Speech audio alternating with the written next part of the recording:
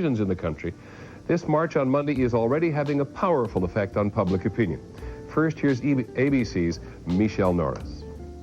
All across the country, there are signs that black men and boys are preparing to descend on Washington for the Million Man March, an event that is being billed as a day of atonement, prayer, and inspiration. At the crack of dawn, there's going to be black sunshine all over the nation's capital. The march has sparked interest among a wide cross-section of men, drawn by the idea of coming together in a massive show of solidarity and self-determination at a time when so many black men are plagued by drugs, crime, and unemployment. I'm marching to support the black man and his family. It's about getting the families back together. But if that's the organizers' goals, the fact that women were not invited has stirred controversy. I don't feel women should be excluded. I think if women understand and support the cause, I don't see why they can't be there. If it lives up to its name, the Million Man March could be the largest demonstration ever held in Washington. And the fact that it falls on a workday creates great potential for traffic tie-ups and gridlock. Depending on how many people come, it very well could almost effectively shut down the city. To avoid that, the city's subway system is planning to run extra trains, as is Amtrak. Interest in the march is so great that the impact could be felt far beyond Washington. Some school districts across the country are canceling bus service for Monday because so many drivers are headed to Washington. This Monday, we plan to stand up and do what is right. Organizers say the event should be treated as a spiritual holiday in the workplace, and black men who can't make it to D.C. are encouraged to take the day off and refrain from spending money in white-owned businesses. There is no reason why people that work around the country for municipal governments or state governments and others should not be permitted to take it as a religious holiday, as people from other religions are allowed to do on their religious holidays. Organizers say that more than 11,000 buses are headed to Washington from just about every corner of the country. But despite the turnout, the real measure of success will be what these men do with all this energy and political motivation once they return back home. Michelle Norris, ABC News, Washington. At the center of this demonstration or manifestation is the spiritual and political leader of the black Muslims, Louis Farrakhan.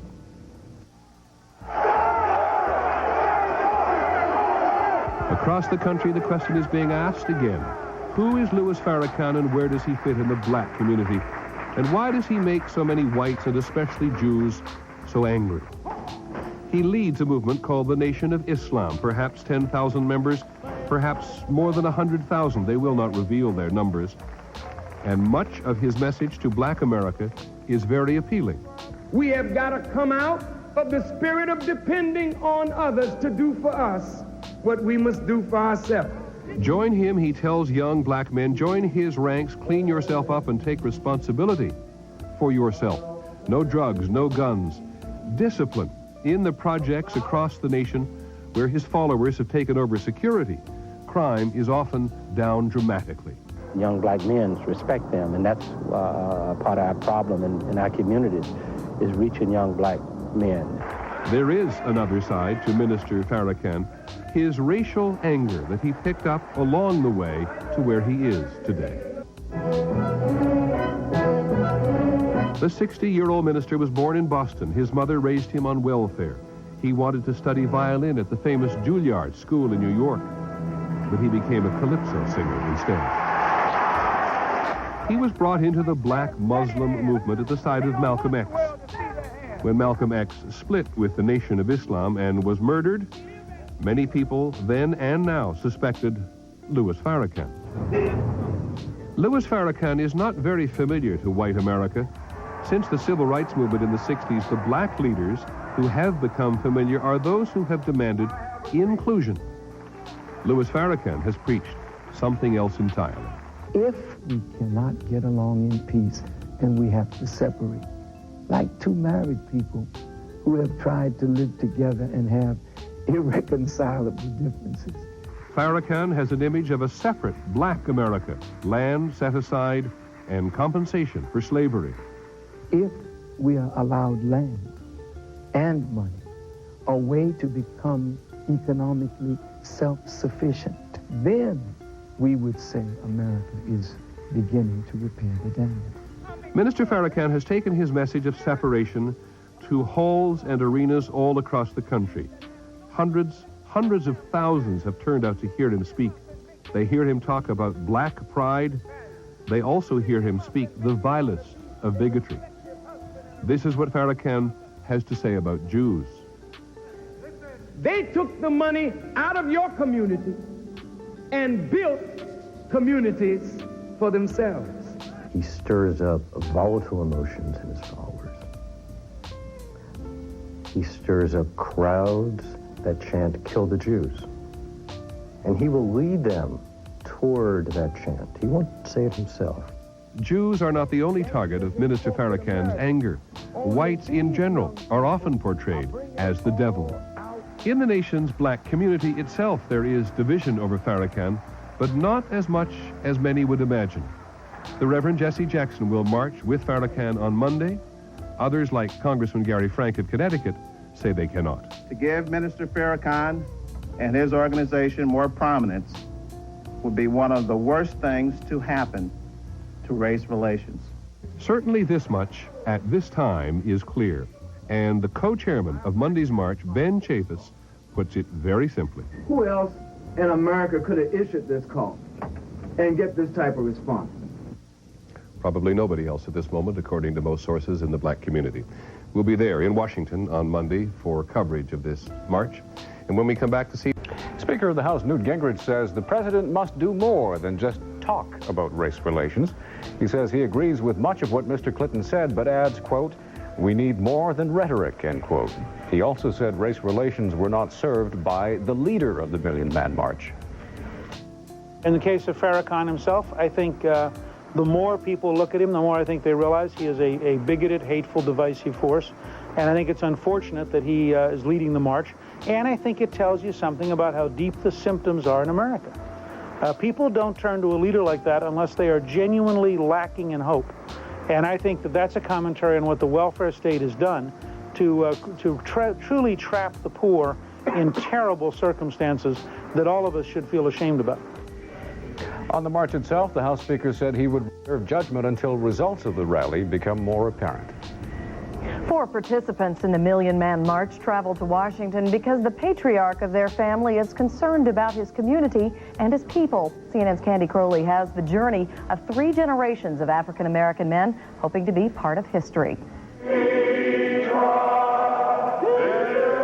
This is the face of black America that doesn't make headlines. Roland Caldwell Sr., a devout Roman Catholic, husband of 37 years, father of 6.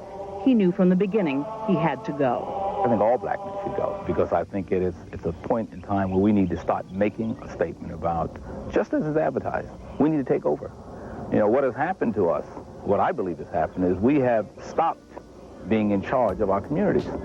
And so we let the kids do what they want to do. Roland Sr. coaxed his only son, 35-year-old Roland Jr., into driving up from Richmond. The 2 grandsons, 11-year-old Ramon and 6-year-old Delante, had no choice. The 6-year-old's ready to go, naturally. The 11, they're at the time where they start to make their own decisions. And sometimes you have to push them into things. And say, you're going to do this. Later on, you'll be happy that you did. But right now, you're going to do it my way. And so it was that 3 generations of Caldwells marched to the front door of the U.S. Capitol on October 16th. And you may not be a significant player in those things, but just to be there, it's important. And I think just being here is important. For a lot of these folks, that's all it means. Just to be here, just to show up to say, I was one of the million. Blood with blood, hand in hand, back to back, they went together. Our values in our family,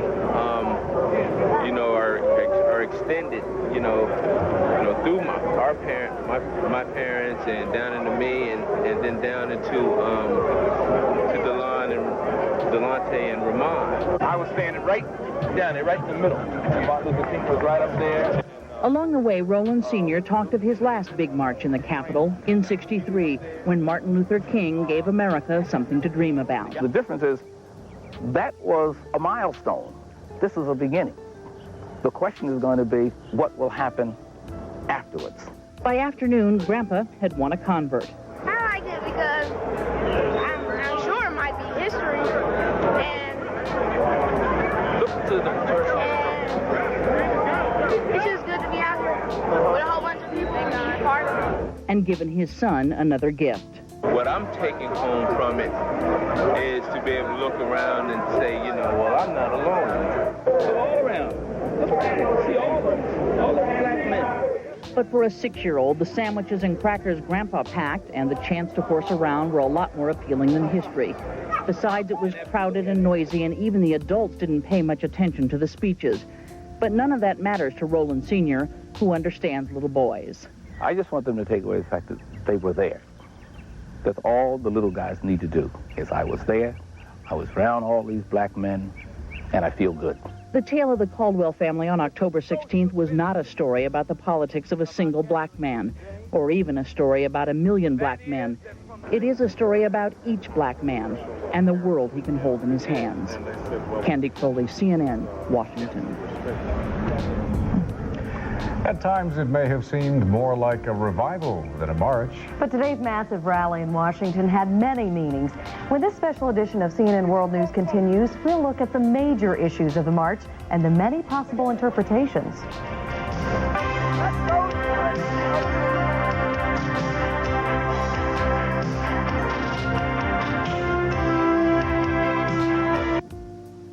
In Germany, there is no word for gonzo.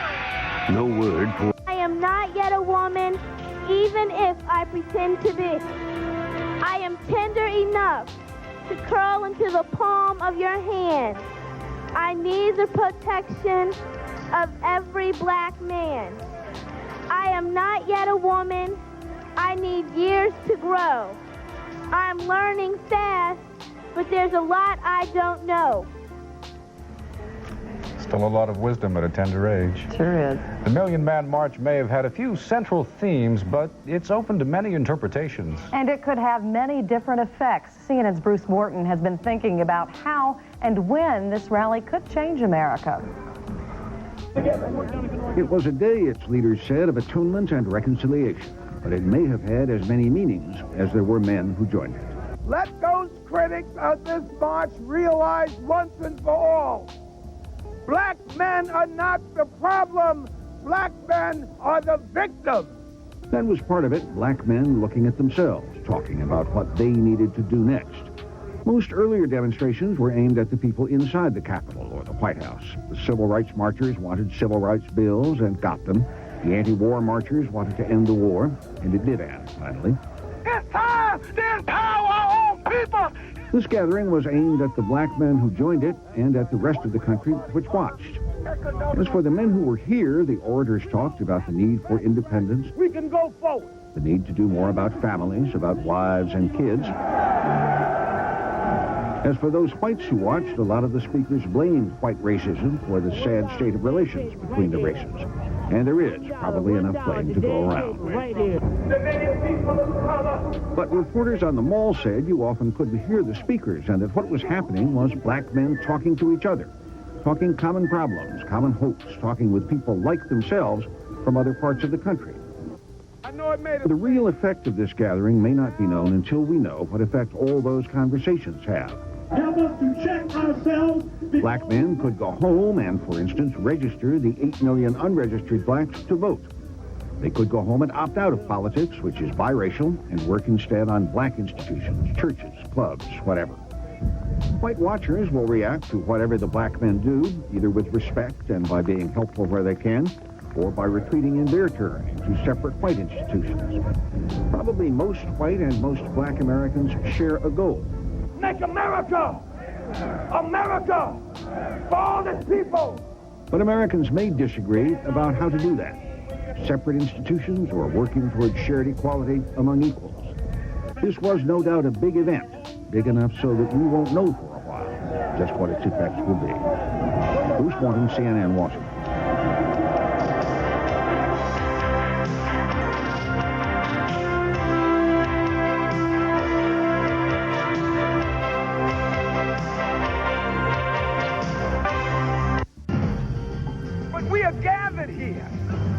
Collect ourselves for a responsibility that God is placing on our shoulders.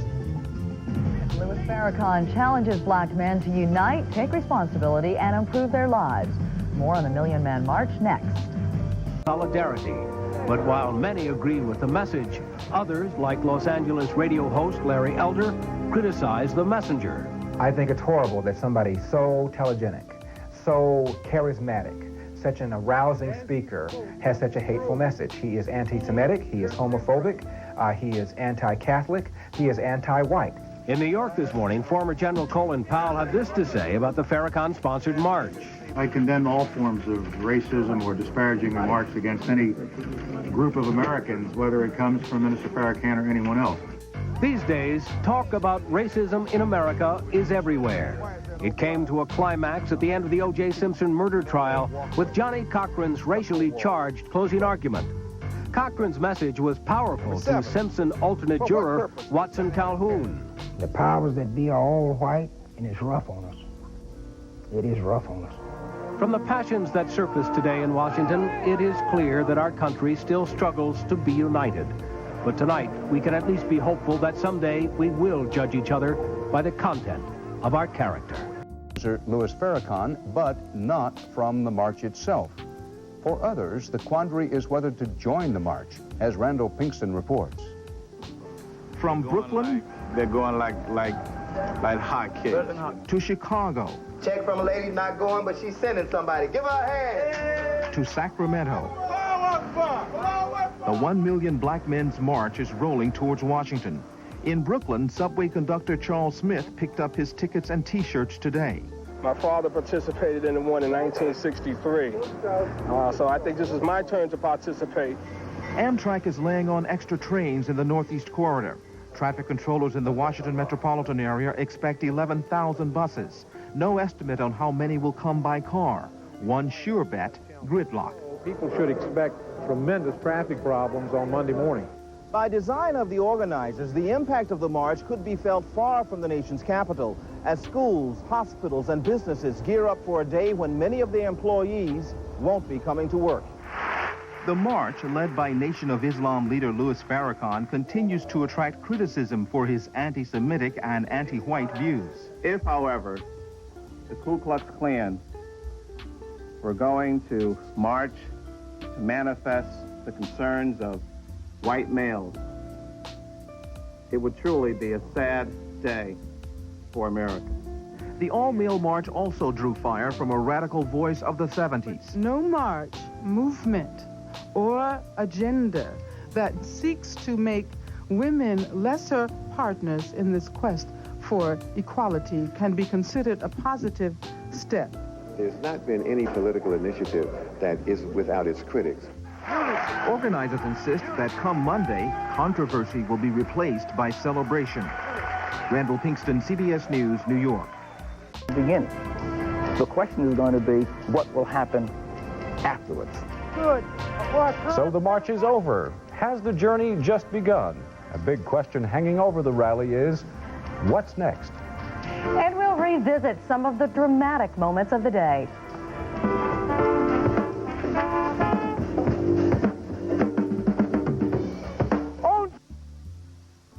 World News is brought to you by Hewlett-Packard DeskJet and LaserJet printers.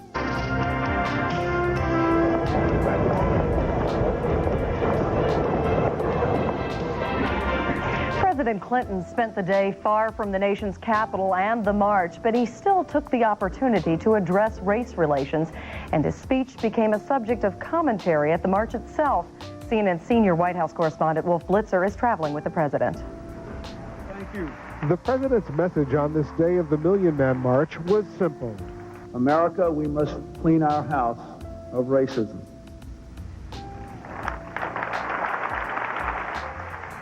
After considerable debate among his staff, Mr. Clinton decided he had no choice but to speak out at this previously scheduled address at the University of Texas at Austin. He asked black and white America to understand each other's fears. White America must understand and acknowledge the roots of black pain.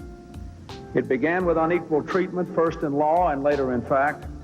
On the other hand, blacks must understand and acknowledge the roots of white fear in America. There is a legitimate fear of the violence that is too prevalent in our urban areas.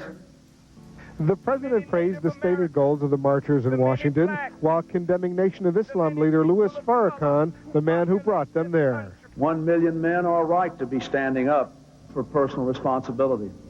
But 1 million men do not make right one man's message of malice and division.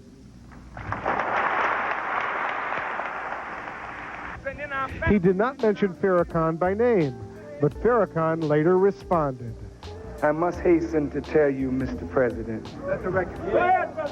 that I'm not a malicious person, and I'm not filled with malice. But I must tell you that I come in the tradition of the doctor who has to point out with truth what's wrong. One civil rights leader complained the president should have condemned Farrakhan by name. Well, Mr. President, start being honest and start being candid and call this apostle of anti-Semitism and this apostle of black racism by name. Never before has America seen such a gathering of African-American men pledging to heal Black America and in turn help heal all of America. Led by controversial Nation of Islam leader Louis Farrakhan, they prayed and sang in a rally of atonement and brotherhood. Here's Channel 7's Deborah Weiner. They came to be counted as 1 in a million. They came from many different places for many different reasons. My son's 10 years old. Today I'm making an investment on his future. I bought my son so he can see history in the making. Fathers and sons, Muslims and Christians, young and old. It was a call from the controversial Nation of Islam leader Louis Farrakhan that brought them all together. But we are gathered here to collect ourselves for a responsibility that God is placing on our shoulders to move this nation towards a more perfect union. Farrakhan's past remarks about Jews and other ethnic groups have made him a divisive figure. Earlier today, President Clinton condemned Farrakhan, even as he praised the men participating in the march. 1 million men are right to be standing up for personal responsibility. But 1 million men do not make right one man's message of malice and division. Farrakhan insisted he has no malice and offered to open a dialogue with the Jewish community. You got pain, but we got pain too. You hurt, we hurt too. And ending the pain may be good for both, and ultimately good for the nation. Many prominent black leaders attended the march, saying they supported its message of personal responsibility. Malcolm X's widow, Betty Shabazz, entertainer Stevie Wonder, civil rights leader Jesse Jackson, and the poet Maya Angelou. March organizers say more than 2 million men attended. The U.S. Park Police estimate the crowd at 400,000. The real question now is not how many men participated in the march, but what will they do when they get home? It is unclear if this is the beginning of a new movement or if it is just an isolated, though historic, event. Deborah Weiner, ABC News, Washington. Back here in the Bay Area, hundreds of African Americans held symbolic marches of their own. In Oakland, more than 100 black men marched around Lake Merritt and then gathered to talk about personal responsibility and improving their lives. At San Jose State University, about 100 black students voiced their support.